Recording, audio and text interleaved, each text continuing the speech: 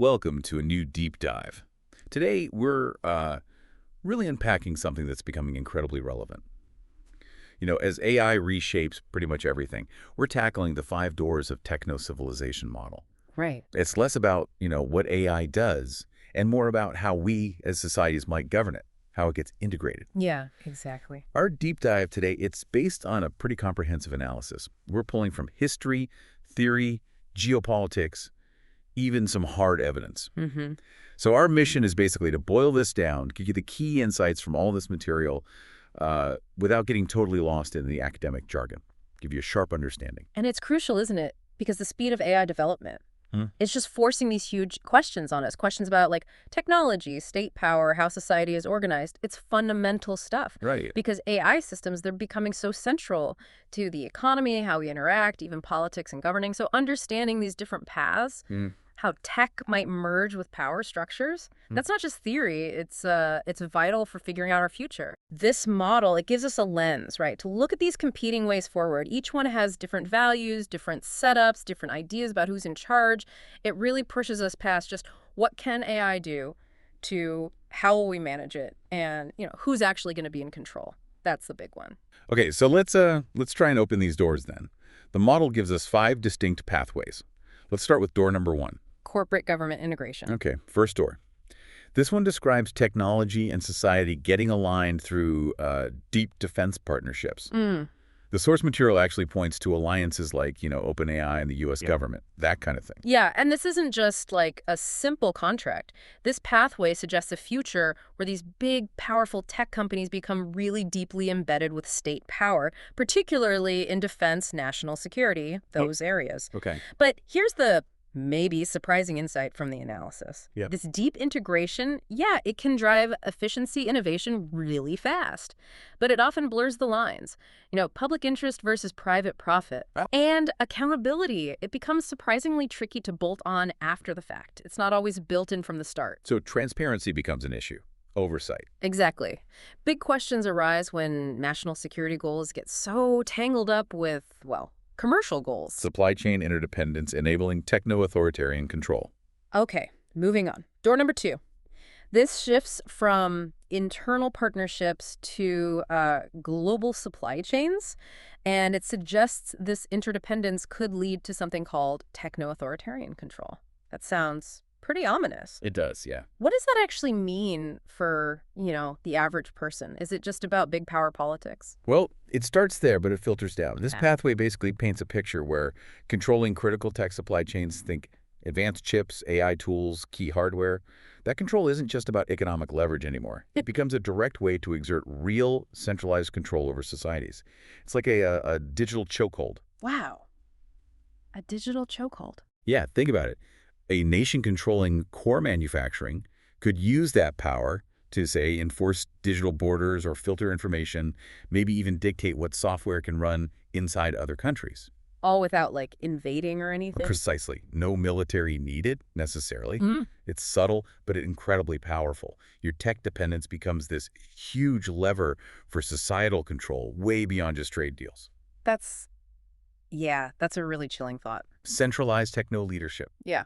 Under charismatic entrepreneurs. All right, door 3. This one shifts focus again, not states or supply chains, but individuals. It talks about centralized techno leadership, driven by these really charismatic entrepreneurs. We can definitely picture some figures like that in tech today, right? Oh, absolutely. This pathway highlights a future where, big decisions about technology and society are largely driven by just a handful of really influential people. And look, their leadership can absolutely spur rapid innovation, these huge, ambitious projects. We see that. But there's a but. There's a but. Yeah. The key insight here is that while that singular vision can be incredibly potent, it often struggles with the sheer complexity and, frankly, the diverse needs of a whole society. Right. One person's vision might not fit everyone. Exactly. So it raises these big questions about democratic input. Is there enough? And the potential for a narrow, even if, brilliant vision to just shape everything for everyone else, possibly bypassing the usual democratic checks and balances. So it's about the concentration of power again, but in individuals this time. Yes, immense power, both technological and social, really concentrated in just a few hands. Algorithmic social engineering through platform monopolization. Okay, door 4. This one feels very current. It introduces algorithmic social engineering made possible by platform monopolization. Sounds like sci-fi, but I mean, this feels like something we're already grappling with, doesn't it?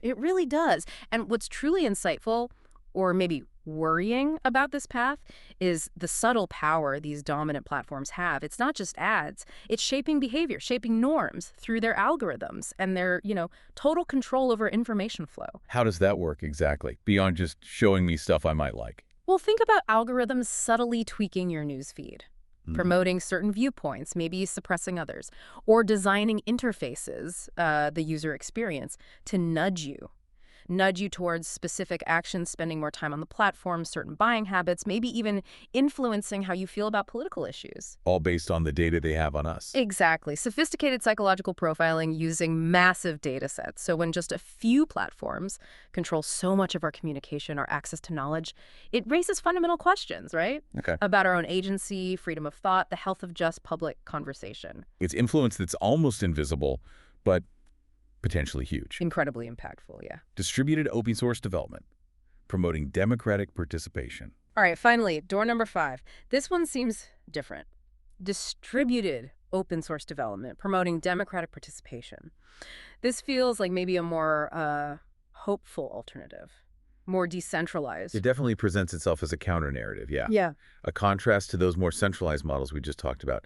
The emphasis here is all on collaboration, transparency, community-driven tech development. Yeah. Trying to spread out the power and control. Fostering more democracy in our digital future. That's the goal. Yeah. But, and this is a key insight from the analysis, while it sounds great, this model faces some really significant practical hurdles. Okay, like what? Well, the questions aren't just about the ideals. They're about real-world stuff, like how do you scale these things effectively? How do you coordinate all these different spread-out groups? And maybe most importantly, how do you protect a totally open, transparent system from, bad actors, people who want to misuse it? Right. Governance becomes tricky if it's designed not to have a central governor. Exactly. That's the paradox it has to solve.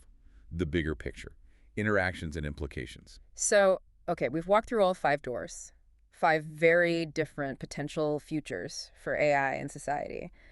What's the big takeaway when you put them all together? Is it like a race? Does one door just win? Well, the analysis strongly suggests no, it's not that simple. It's not like one pass will just dominate.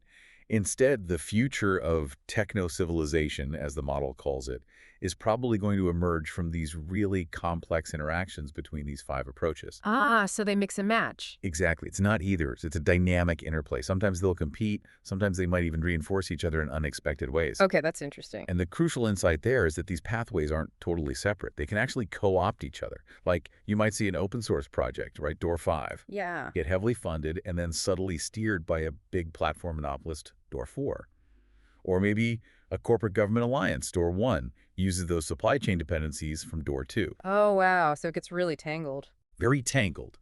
Understanding how these paths interact, how they reinforce or contradict or even kind of absorb bits of each other, that's going to be absolutely key if we want to anticipate where things are actually heading.